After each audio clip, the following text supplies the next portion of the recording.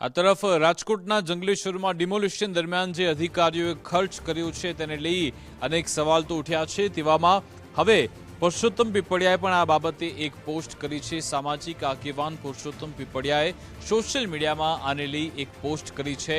હરીસિંહ સુચરિયા સાથે ટેલિફોનિક વાતચીતની એક ઓડિયો તેમણે પોસ્ટ કરી। હરીસિંહ સુચરિયાએ 5000 પાણીની બોટલનું વિતરણ કર્યું હતું। આરએમસીની 200 ml બોટલ 2 રૂપિયાથી સસ્તી છે તેવું પણ હરીસિંહભાઈ કહી રહ્યા છે। આપણે વિતરણ કરેલી રાઉન્ડ બોટલ ₹3ની છે તેવી વાત પણ હરીસિંહ સુચરિયા તરફથી ઓડિયો કોલમાં છે। જોઈએ એટલી બોટલો ₹2માં આપું છું તેવી વાત પણ કરવામાં આવી છે કે આપણે જે વિતરણ કર્યું એ 200 ml ની પાણીની બોટલ હતી।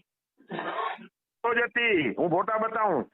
કેટલા 200 ml ની ને 200 ml જ હતી। ત્યાં એ લોકોએ સાહેબ એની કિંમત મારા કરતા બી ઓછી છે। મારી હજી રાઉન્ડ છે ને એ મોંઘી છે। એની ચોરસ બોટલ 200 ml મિલિટરીમાં પડી હતી। હું પાણી ઢોળાવતો હતો ને મિલિટરી વાળા એ કે અમારી પાસે પાણી આવી ગયો છે। એ કેટલાની કિંમત ગણાય? ₹2 ₹2 500 ml નહોતી। કઈ નહોતી? 500 ml તમે કહેતા ત્યાં ગઈ, કોઈ 200 ml જ હતી, નાની બોટલ હતી, એની ₹2 કિંમત ગણાય। ₹2 ગણાય, બરાબર ને? અને જો એટલે આજે પણ મળી જાય, જો એટલે આજે પણ ₹2.5 ગણો, ₹2.5 પૂરું થઈ જાય। ₹2.5 આજે પણ મળી જાય ને? જોઈએ એટલી।